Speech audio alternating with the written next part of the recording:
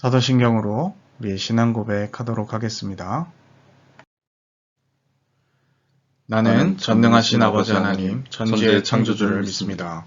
나는 그의 유일하신 아들, 우리 주 예수 그리스도를 믿습니다. 그는 성령으로 잉태되어 동정녀 마리아에게 나시고 본디오 빌라도에게 고난을 받아 십자가에 못 박혀 죽으시고 장사된 지 사흘 만에 죽은 자 가운데서 다시 살아나셨으며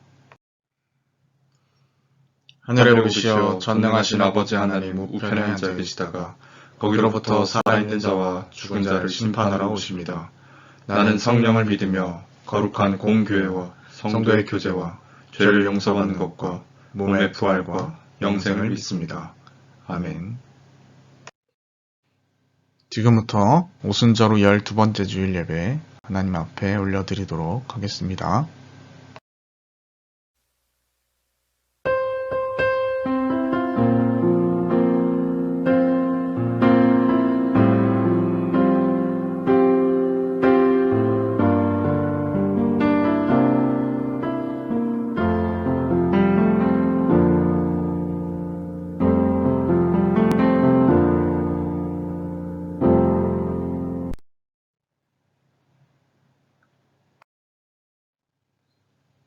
오라 우리가 여호와의 산에 오르며 야곱의 하나님의 전에 이르자.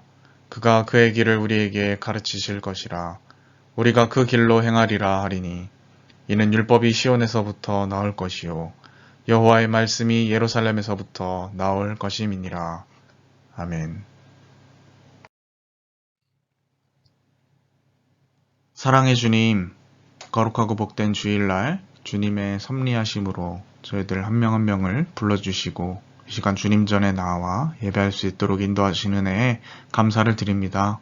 예배하는 이 시간 주님 전에 나왔사오니 한 명 한 명 기억하여 주시고 예배를 드리는 모든 순간들이 하나님 앞에 온전히 드려지는 예배, 또 그래서 하나님께서 기뻐 받으시는 예배, 저희들 가운데에는 하늘의 소망과 기쁨으로 충만하게 되어지는 그런 예배 시간들이 될 수 있도록 인도하여 주옵소서. 지치고 상한 심령들 이곳에 와서 주님의 말씀을 듣고 찬양하는 이 시간 회복되는 역사가 있게 하여 주시고 모든 것들을 인하여 하나님 홀로 영광 받아 주옵소서. 이 모든 말씀 예수님의 이름으로 기원하옵나이다. 아멘.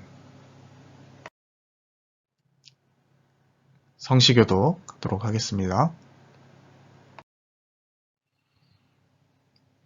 우리의 능력이 되시는 하나님을 향하여 기쁘게 노래하며 야곱의 하나님을 향하여 즐거이 소리칠지어다. 나는 너를 애굽 땅에서 인도하여 낸 여호와 내 하나님이니 내 입을 크게 열라 내가 채우리라 하였으나 내 백성이 내 소리를 듣지 아니하며 이스라엘이 나를 원하지 아니하였도다. 그러므로 내가 그의 마음을 완악한 대로 버려두어 그의 임의대로 행하게 하였도다. 내 백성아 내 말을 들으라. 이스라엘아 내 도를 따르라. 그리하면 내가 속히 그들의 원수를 누르고 내 손을 돌려 그들의 대적들을 치리니 여호와를 미워하는 자는 그에게 복종하는 채 할지라도 그들의 시대는 영원히 계속되리라. 또 내가 기름진 밀을 그들에게 먹이며 반석에서 나오는 꿀로 너를 만족하게 하리라 하셨도다. 아멘. 이 시간 한 주간을 돌아보며 앞에 화면을 참조하셔서 공동으로 낭독하며 드리는 기도의 시간입니다. 함께 낭독하며 기도 올리도록 하겠습니다. 사랑이 많으신 하나님 아버지, 주님께서 저희에게 베풀어 주신 은혜는 하늘보다도 높고 바다보다 깊습니다. 하지만 저희는 그 크신 은혜에 보답하지 못하고 부정한 생각과 미천한 행실로 하나님의 마음을 아프게 하며 살고 있습니다. 하나님의 말씀을 귀담아 듣지 않으며 율례와 법도를 준행하지 않았습니다. 은혜의 자리로 초청하시는 자비로운 음성도 외면하고 육신의 쾌락이 손짓하는 곳을 따라 한 주간을 방어하였습니다. 아끼고 사랑하며 돌봐야 할 이웃을 향해서는 자주 성내고 쉽게 분노하며 고통을 주었습니다. 그러면서도 교만하여 나의 허물을 깨닫지 못하고 교우들을 정죄하며 의로운 척했습니다. 주여, 이 모든 부끄러운 행실과 완악한 죄를 회개하오니 용서해 주옵소서. 예수님의 이름으로 이 고백의 기도를 드립니다. 아멘. 이 시간 한 주간을 돌아보며 참회의 기도를 올려드리고 또 이 예배에 하나님의 은혜가 임하도록 함께 기도하도록 하겠습니다.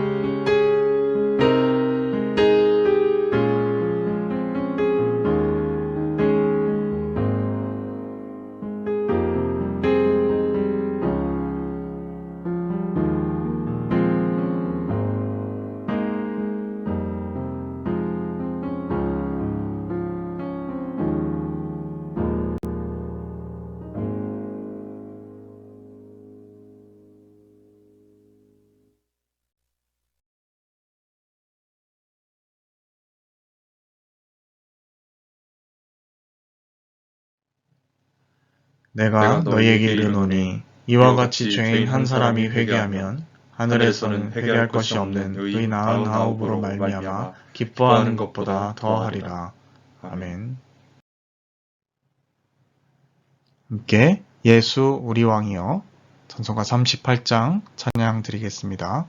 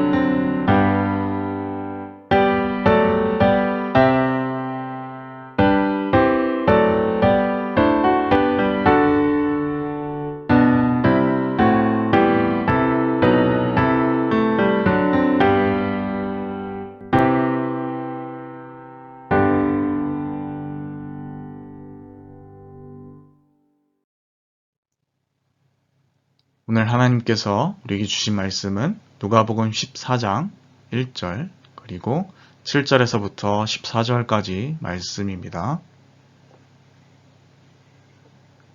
누가복음 14장 1절 그리고 7절에서부터 14절까지의 말씀입니다.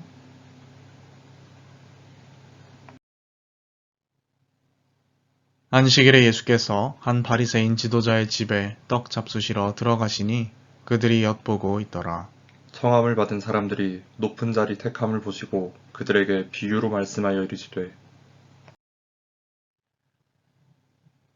내가 누구에게나 혼인잔치에 청함을 받았을 때 높은 자리에 앉지 말라. 그렇지 않으면 너보다 더 높은 사람이 청함을 받은 경우에 너와 그를 청한 자가 와서 너더러 이 사람에게 자리를 내주라 하리니 그때 내가 부끄러워 끝자리로 가게 되리라. 청함을 받았을 때 차라리 가서 끝자리에 앉으라. 그러면 너를 청한 자가 와서 너더러 벗이어 올라 앉으라 하리니 그때야 함께 앉은 모든 사람 앞에서 영광이 있으리라. 무릇 자기를 높이는 자는 낮아지고 자기를 낮추는 자는 높아지리라. 또 자기를 청한 자에게 이르시되 네가 점심이나 저녁이나 베풀거든 벗이나 형제나 친척이나 부한 이웃을 청하지 말라. 두렵건대 그 사람들이 너를 도로 청하여 내게 갚음이 될까 하노라. 잔치를 베풀거든 차라리 가난한 자들과 몸 불편한 자들과 저는 자들과 맹인들을 청하라. 읽겠습니다. 그리하면 그들이 갚을 것이 없으므로 내게 복이 되리니 이는 의인들의 부활 시에 내가 갚음을 받겠음이라 하시더라. 아멘. 오늘 말씀 가성비와 가심비를 넘어 가신비로 라는 제목으로 말씀 나누도록 하겠습니다. 네, 여러분 한 주간도 평안히 잘 지내셨습니까? 이번 한 주는 참 갑작스럽게 가을이 찾아온 한 주였죠. 물론 낮에는 아직 좀 더운 면이 없지 않아 있지만 갑자기 저녁이 되면 쌀쌀해지는 그러한 스산해지는 날씨를 경험해 보게 되었던 것 같습니다. 여러분들도 환절기에 건강 유의하셔서 잘 건강한 상태를 유지할 수 있었으면 좋겠습니다. 아마 많은 분들은 오늘 말씀을 보고 도대체 이게 무슨 의미인가 싶으신 분들이 많을 거라고 생각을 합니다. 가성비와 가심비는 워낙 많이 쓰는 용어다 보니까 어렵지 않게 알 것 같은데 도대체 가심비라는 건 무엇이냐? 가성비는 여러분들이 잘 알고 있는 것처럼 가격 대비 성능이죠. 효율이 좋다라는 이야기로 많이 쓰이고요. 가심비는 가격 대비 내 마음이 좋다. 가격은 비록 좀 비싸더라도 내가 만족스러우면 괜찮다. 이런 맥락에서 많이 쓰입니다. 자, 그러면 가심비는 도대체 무엇일까요? 제가 만든 용어인데요. 가격 대비 신앙적인 행동이다. 이러한 뜻으로 한번 사용해 보았습니다. 가성비와 가심비가 만약 이 물건을 구매할 때만 쓰이는 것 같지는 않습니다. 생활 패턴이나 효율성을 중요시할 때에도 가성비, 가심비라는 말을 우리는 종종 쓰곤 하죠.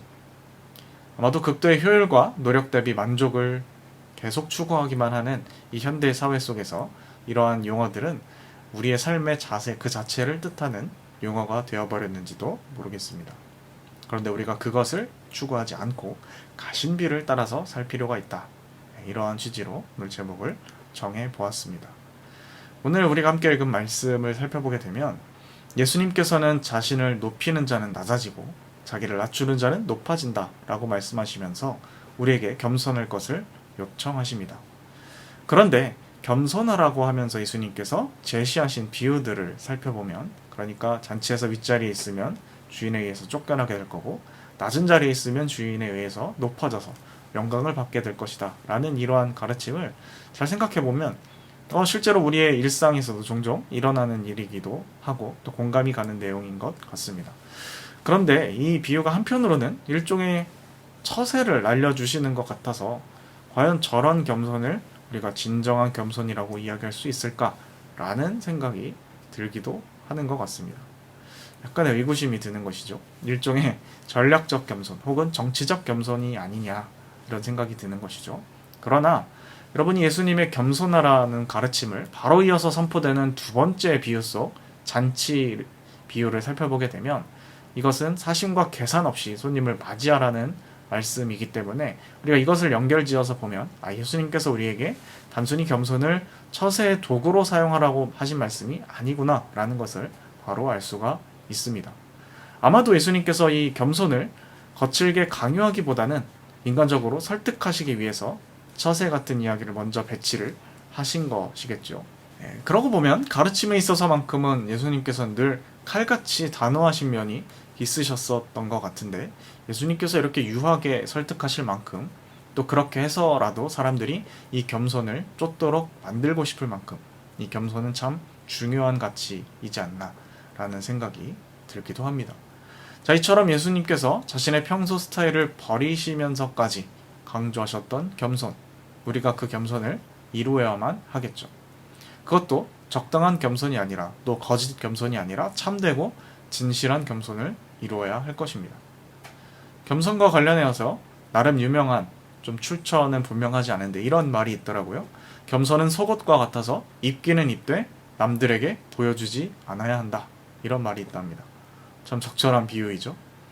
네, 이렇듯이 겸손이라는 것은 때때로 함정에 빠지기 쉬운, 위선을 떨게 만들기 쉬운 그런 덕목 중에 하나라는 것입니다.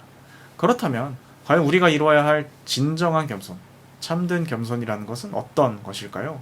오늘 함께 읽은 말씀 두 번째 비유가 말해주는 것처럼 먼저 그것은 사심 없고 계산 없는 겸손일 겁니다. 이게 당연한 이야기겠죠. 그렇다면 많은 신앙인들, 흔히 찾을 수 있는 교회 안에서 볼 수 있는 이러한 태도가 정말 마냥 예수님께서 찾으시는 사심 없고 계산 없는 겸손이라고 이야기할 수 있을 것인가? 또 사심과 계산만 없다면 다 참된 겸손이라고 할 수 있을까? 이것을 우리가 좀 생각해 볼 필요가 있겠죠. 내가 할 수 있는데도 할 수 없다라고 낮은 자세를 보이는 것이 겸손인 것인가?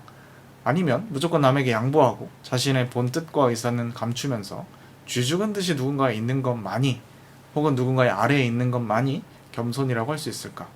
이런 겸손에 관련된 수많은 질문들을 우리가 떠올려 볼 때 우리는 참된 겸손이라는 게 무엇인가 감조차 잡기 어렵다라는 사실을 깨닫게 됩니다. 제가 아는 어떤 성공의 신부님께서 자신의 이야기를 블로그에 쓰신 적이 있습니다. 과거 자신의 신학생 시절 중에 한때 본인이 겸손해지기 위해서 정말 부단한 노력을 했다라는 것이죠. 그래서 본인 딴에는 사심과 계산 없이 남이 칭찬을 해도 교만해질까봐 안 합니다 라고 하고, 뭘 좀 잘하는 것 같으니까 해보라고 권해도 제가 무슨 그런 걸 하겠습니까, 이렇게 이야기하고, 또 커다란 의견 다툼이 있을 때도 군말 없이 하나님의 뜻대로 하겠습니다 이러면서 1년 정도를 살았던 거예요. 그렇게 1년 정도를 사니까 누구든지 자신을 보고 겸손한 사람이라고 말했다라는 것이죠. 그래서 스스로도 내가 드디어 겸손함을 이루었다라고 생각했더랍니다. 그런데 단 한 사람, 자신의 영성지도 신부님만은 그런 자기를 보고 오히려 당신은 큰 교만에 빠져있다, 이렇게 말씀했다라고 자신의 경험담을 블로그에 올렸다라는 것이죠. 아니, 본인이 계속 모든 최대한 할 수 있는 겸손의 어법을 사용하고 자기의 본뜻도 표현하지 않고 하나님의 뜻대로 죽은 듯 참고 얼마나 힘들었겠습니까? 본인이라고 칭찬을 안 받고 싶고 본인이라고 자기의 뜻이 없었겠습니까? 그런데 자신이 이룬 노력과 자기가 이룬 성과들을 자기의 어떤 가장 존경하는 영성지도 신부님이 깡그리 무시하니까 기분이 좋지 않았다고 합니다. 그래서 따지듯이 왜 제가 겸손하지 않고 교만합니까? 이렇게 여쭤보았다라고 하죠. 그랬더니 그분이 이렇게 답변하더랍니다. 두 가지로 답변을 했다고 하죠. 하나는 아무리 너에게 사심과 계산이 없다라고 생각하고 그렇게 하기 위해 노력했다라고 하지만 겸손 자체를 의도적으로 이루어내려고 하는 너희의 본뜻, 너희의 노력은 그것 자체가 사심과 계산이 아니겠느냐. 그렇게 얻은 겸손은 자기 자신을 겸손한 사람으로 착각하게 만들어서 영적 교만으로 이끌어올 가능성이 크다, 이렇게 말씀하셨다라고 하고요. 두 번째는 사람은 누구나 홀로 살 수 없고 더불어 살아갈 수밖에 없는 존재인데 칭찬해주고 무언가를 함께 해보고자 하는 이들에게 겸손이라는 명목으로 항상 그것을 거절해 왔으니까 그것 자체가 너 혼자도 살 수 있다라는 커다란 교만이 아니겠느냐, 이렇게 답변하셨다고 합니다. 그러면서 자신에게 진실한 겸손에 대해 다시금 찾아보라는 숙제를 내주셨다라고 하죠. 좀 납득이 좀 가는 것 같기도 하고 참 어렵지 않습니까?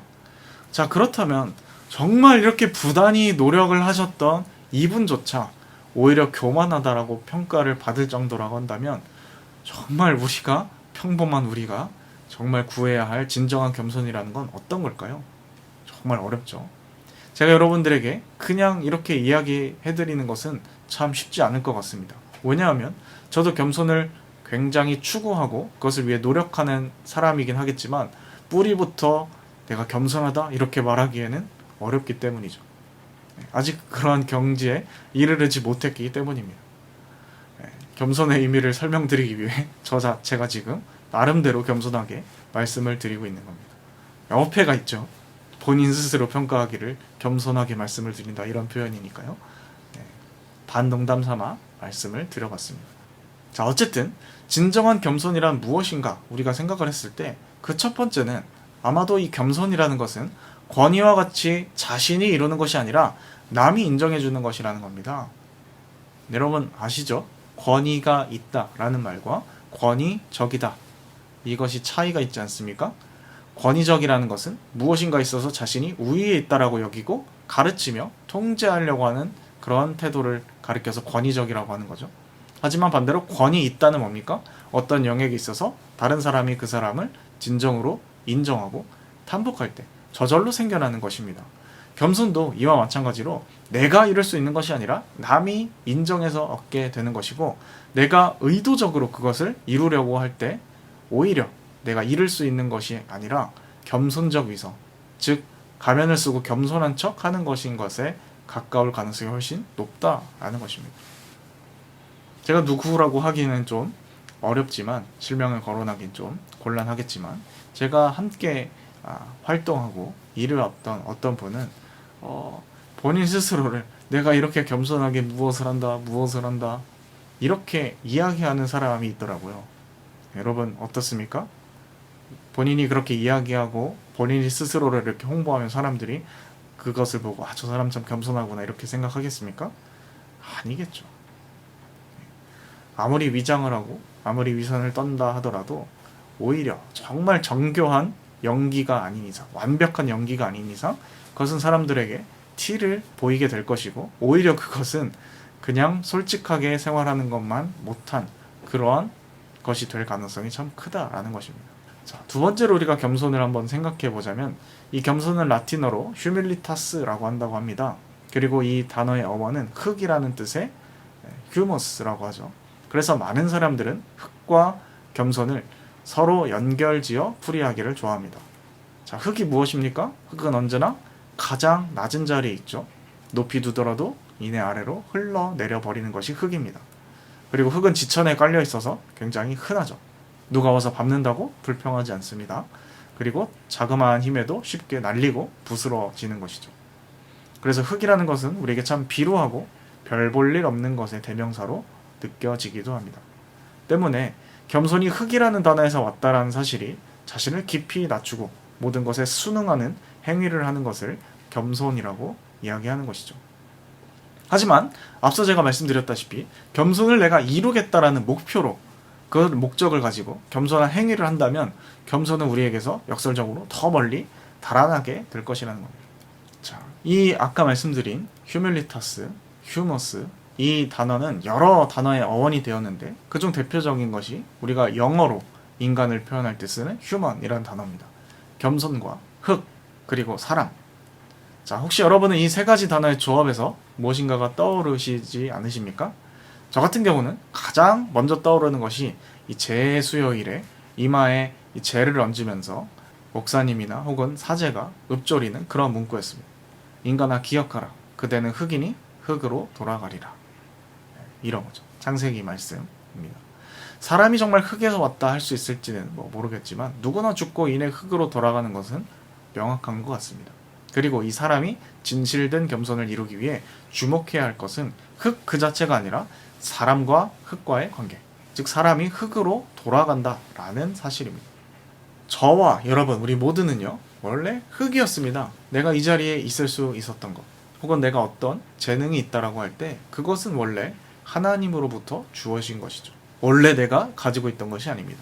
그리고 나는 원래 이처럼 하나님의 은혜, 하나님의 은총이 아니면 흙과 같은 상태로 돌아갈 수밖에 없는 존재다라는 것을 기억하는 것입니다. 그래서 여러분, 겸손은 그냥 겸손한 행동만 골라 한다라고 해서 해결이 되지 않는다라는 것이죠. 왜냐하면 그렇게 해서 사람들에게 잘 보일 수 있을지 몰라도 하나님 앞에서는 하나님을 속일 수 없기 때문입니다. 오늘 말씀 가운데서 우리가 겸손하고 낮은 사람을 대우하고자 하는 이유가 무엇입니까? 하나님 앞에서 갚음을 받기 위해서죠. 그러나 내가 남에게 인정받고 뜨기 위해서 의도적으로 겸손한 행동을 해버리면 그것은 척이 돼버리고 위선이 되는 겁니다. 사람이 그러면 왜 이런 척을 하겠습니까? 왜 위로 올라가고 왜 더 나아 보이려 하고 왜 뽐내려 하겠습니까? 결국 지금 내 모습이 뭔가 못마땅하고 지금 내 이 꼬락서니가 내가 보기에 괜찮지 않아 보이지 않기 때문이지 않겠습니까? 그러나 여러분, 괜찮습니다. 여러분에게 쏟아지는 하나님의 사랑에 여러분의 결점과 여러분의 비루함이 결코 결격사유가 되지 않는다라는 것이죠. 오히려 하나님이 아니라 다른 것으로 스스로를 채워서 괜찮아지려고 하는 헛된 노력들이 하나님의 은총과 자비에서 멀어지게 만든다라는 것입니다. 그것이 우리를 사람들 앞에서 거짓으로 연기하게 만들고 또 위선을 부리면서 더욱더 불행과 지옥을 낳게 되는 것이죠. 그러나 반대로 자신의 있는 그대로를 인정하고 하나님의 자비하심에 의지하면서 나의 못나고 부족한 부분들을 그저 인정하고 또 연민으로 바라보시면서 또 그것을 하나님의 영광의 증거로 오히려 자랑할 수 있을 때, 사도 바울처럼 그것을 오히려 하나님의 영광의 증거로 자랑한다면 우리가 모든 거짓 가면과 또 사람들에게 뽐내려고 하는 일종의 거품의 족쇄에서 벗어날 수 있다는 겁니다. 하나님의 사랑을 받고 있는 이웃과 그리고 더불어서 사람답게 살 수 있다는 것이죠. 그리고 더 나아가서 우리 모두가 그렇게 더불어 살아갈 때 우리는 서로를 비로소 겸손하다 이렇게 말할 수 있을 겁니다. 아까 말씀드린 대로 오늘 말씀 제목을 떠올려 보시면 왜 제가 말씀을 이렇게 지었는지 이해가 좀 가시죠? 말씀드렸다시피 우리가 사는 자본주의 사회에서는 가성비를 추구합니다. 극강의 가성비, 효율성, 가능하면 적게 노력하고 많은 것을 얻으면 최고로 지혜로운 것입니다. 또 궁극적으로 내가 만족할 수 있는 것이면 최고인 세상입니다. 사실 7절부터 10절의 말씀, 그 예수님께서 하신 말씀들은 실생활에 접목하기도 굉장히 좋고 쓸모있는, 일명 표현해서 가성비가 좋은 지혜들인 것 같습니다. 사람들에게 대접받는 정치적 전략, 이렇게 소제목을 달아도 크게 문제가 없을 만큼 말이죠. 그런데 11절부터 14절 말씀을 살펴보면 이것을 가성비라고 부르기에는 도저히 이해되지 않는 행동이고 가르침이라고 할 수가 있겠죠. 어떻게 잔치 자리에 그러한 사회적 약자들만을 초대하고 그렇게 할 수 있겠습니까? 여러분, 그렇다면 결론은 하나라는 것이에요. 사람들 눈에 좋게 보이려고 겸손의 행동을 의도적으로 하는 것은 아니다. 모든 행동은 하나님을 바라보며 하라라는 것입니다. 문자 그대로 우리가 이것을 적용하기는 어려울 겁니다. 여러분들이 만약 생일 잔치를 하는데 본인들 친구는 하나도 부르지 않고 길거리 노숙인들 또 장애인분들 이런 분들만 데려다가 잔치를 할 수는 없는 노릇이지 않겠습니까? 여러분들이 만약에 심지어 문자 그대로 적용한다라고 해도 이것은 아까 말한 겸손의 함정에 빠져들 가능성이 훨씬 큽니다. 사람들에게 보이려고 외식하듯이 가식으로 할 수 있다는 것이죠. 그렇기 때문에 예수님께서 하시고자 하는 말씀은 주님이 갚아주실 것을 바라보면서, 다른 말로 하면 하나님 앞에서 내 주제를 솔직하게 들여다보는 것을 하라 라는 것으로 이해해야 합니다. 주님과 교제하는 것, 하나님 앞에서 내 진짜 모습, 남들 앞에서 인정받으려고 애쓰고 있는 그러한 모습이 아니라 나의 진짜 날것의 모습을 자주 노출하고 바라보는 사람은 겸손해질 수 있습니다. 그것을 저 또한 부족하지만 추구하고 있습니다. 하나님 앞에서 하나님이 나를 어떻게 보실까 하고 하는 행동은요, 모든 신앙의 근본이고 기본기라고 할 수 있겠습니다. 그러나 이것은 참 여간 귀찮고 힘든 일이 아니죠.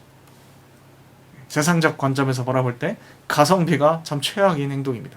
차라리 겸손하다라고 인정받을 수 있는 꿀팁 몇 개를 숙달해 가는 것이 이 사회를 따졌을 때는 가성비가 좋다라고 말할 수 있겠죠.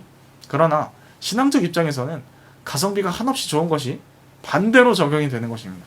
세속적 입장에서 극한의 가성비가 하나님 보시기에는 극한의 역가성비가 되는 것이죠. 그래서 우리는 가성비나 가심비가 아니라 가신비를 따라야 하는 것입니다. 가격 대비 신앙. 어떤 행동을 할 때 하나님께서는 이것을 어떻게 생각하실까? 이것을 기준으로 놓고 우리가 행동할 때 그것이 곧 가신비라는 거죠. 한 가지 바라기는 꼭 사람들이 제 용어를 가져다 쓰지는 않다 하더라도 우리의 교회 안에서 이 가신비적인 행동들이 진정한 문화가 되어서 유행하기를 진심으로 저는 바랍니다. 오늘 난 정말 가신비 있는 행동을 했어. 물론 어렵겠죠. 왜냐하면 이것이 아까 말씀드린 대로 남들에게 자랑하는 순간 겸손이 아니게 되어버리니까요. 그러나 어쨌든 이 신앙적인 행동으로 진심으로 자신을 낮추게 되는 이 문화가 교회 안에 만연한 보편화되기를 바란다는 차원에서 말씀드립니다. 자, 여러분, 그 시작을 우리 경비단 교회에서 했으면 좋겠습니다. 주님 말씀대로 주님께서 인정하시고 갚아주실 수 있는 그러한 겸손함을 갖출 수 있는 우리 모두가 될 수 있었으면 좋겠습니다. 기도하겠습니다. 하나님 아버지, 오늘 말씀을 통하여서 주님께서 말씀하시는 진정한 낮아짐이란 무엇인지, 진정한 겸손이란 무엇인지 생각해 보았습니다. 세상 사람들 또한 나름대로 겸손하기 위하여 애를 쓰고 부단한 노력을 기울이지만 사실 그것은 일종의 위장된 겸손일 뿐, 나 자신의 하나의 이미지를 쌓아 올리기 위한 거짓 겸손인 경우가 참 많은 것 같습니다. 그러나 우리는 그러한 길을 따르는 것이 아니라 주님께서 걸어가신 길, 실제로 낮아지고 실제로 자신을 비우며 하나님의 뜻에 가까워지는 그러한 겸손을 따라야 함을 다시금 말씀을 통하여 배웠습니다. 저희들이 진정으로 겸손한 사람들 되게 해주셔서 우리 이웃들을 바라볼 때 높은 자리에서 내리깔듯 그런 약버는 마음으로 이웃에게 호혜를 베푼다라는 식의 그런 겸손으로 살아가는 것이 아니라 진정으로 이웃을 나와 같은 처지로 여기며 또 불쌍히 여기며 서로의 처지를 함께 연민하며 그렇게 함께 연대하여 아름다운 하나님의 나라를 이루어갈 수 있는 저희들 되게 하여 주옵소서. 진정한 겸손은 하나님 앞에서의 자신을 인식하는 것으로부터 시작된다는 것을 잘 알았습니다. 우리가 흙이라는 것을 온전히 인식하고 우리가 정말 별거 아닌 사람이라는 것을 솔직하게 들여다보게 하시고, 그래서 하나님 앞에서 모든 포장과 겉면을 제거하고 진실된 모습으로 나아가 마침내 하나님께서 인정하시는 겸손의 모습을 갖추는 저희가 되게 하여 주옵소서. 함께 하실 주 믿사오며 이 모든 말씀 예수님의 이름으로 기도드립니다. 아멘. 말씀을 결단하며 또 우리 소유일보를 드리는 봉헌의 시간입니다. 함께 찬양하며 우리의 삶을 하나님 앞에 드리도록 하겠습니다.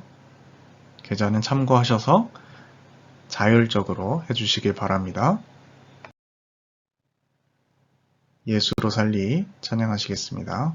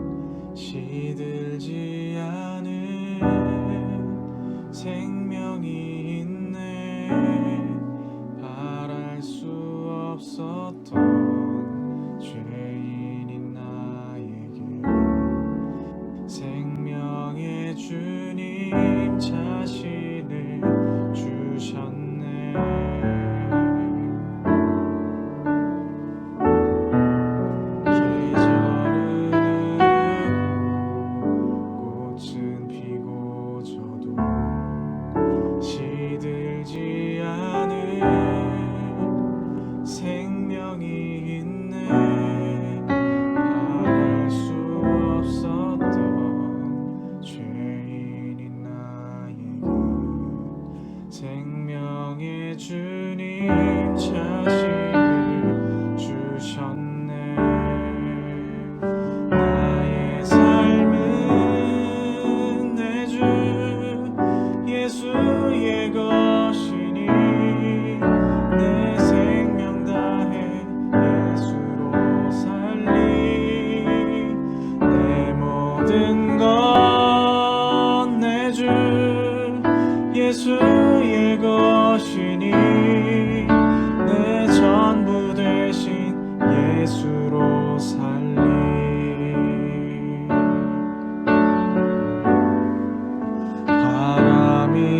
지치듯 삶은 지나가도 꺼지지 않은 소망이 있네.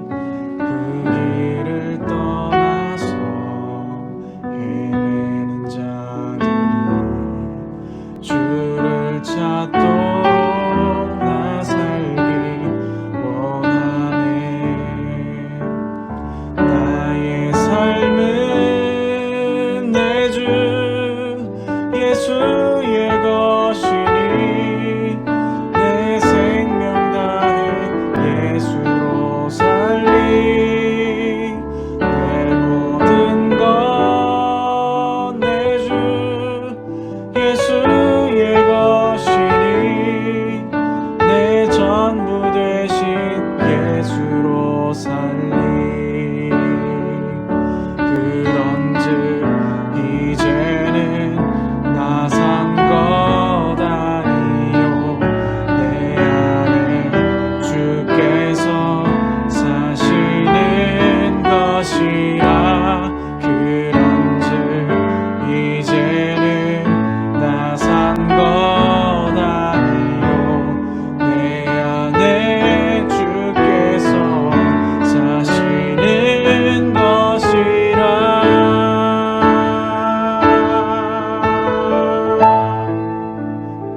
나의 삶은 내 주 예수의 것이니 내 생명 다해 예수로 살리. 내 모든 것 내 주 예수의 것이니 내 전부 되신 예수로 살리.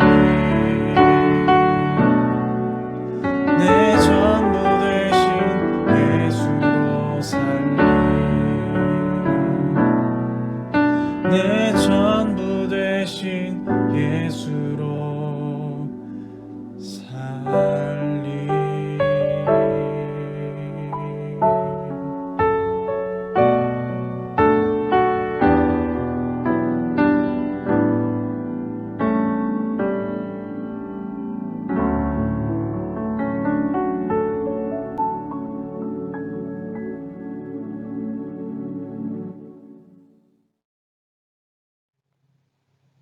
하나님 아버지, 오늘도 주님 전에 나와 주님의 이름을 높이고 찬양하며 귀한 말씀을 듣게 하심을 감사드립니다.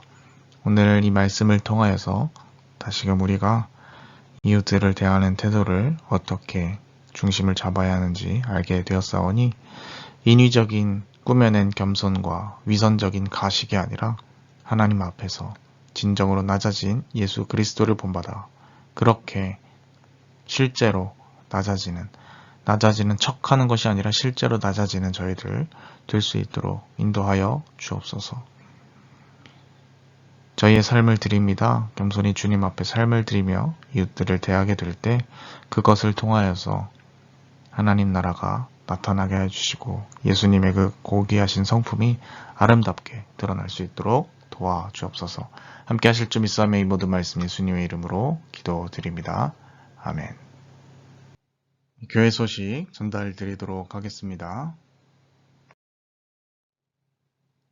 네, 지난번 광고 드렸던 것처럼 우리 수재민들을 위한 특별헌금 이 모금이 되었고 전달을 완료했음을 알려드립니다. 희망브릿지라는 전국체의 고협회 기부를 완료했고 여러분들께서도 같이 지속적으로 관심 가져주시고 기도해 주시기를 바랍니다.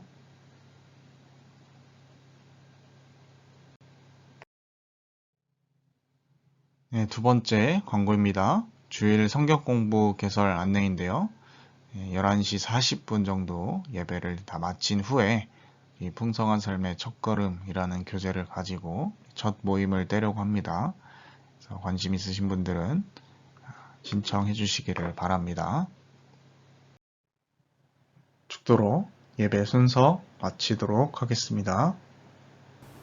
지금은 우리 구주 예수 그리스도의 은혜와 하나님 아버지의 극진하신 사랑하심과 성령의 인도 역사 충만케 하심이 꾸며낸 위장 겸손이 아닌 진실한 겸손으로 주님께서 죽기까지 낮아지시며 종의 형체로 십자가를 지신 것처럼 우리 역시 그 주님을 따라 십자가의 길, 좁은 길을 걸어나가기로 마음속에 다짐하는 주님의 자녀들, 백성들 머리 위에 하나님을 생각하며 또 우리의 고통받는 이웃들을 생각하며 진심으로 낮아질 줄 아는 그런 생각을 습관화하는 자가 되기를 원하는 주님의 자녀들, 백성들 머리 위에 지금부터 영원까지 함께 없이기를 축원하옵나이다.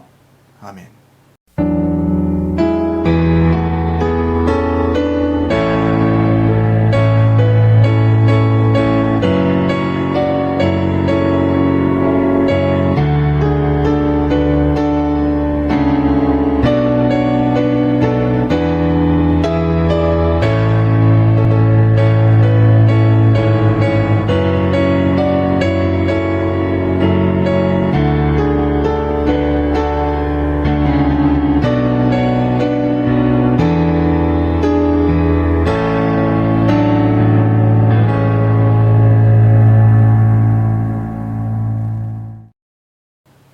네, 여러분 한 주간도 진정으로 겸손한 모습으로 주님과 함께 동행할 수 있는 우리 모두가 될 수 있길 바랍니다.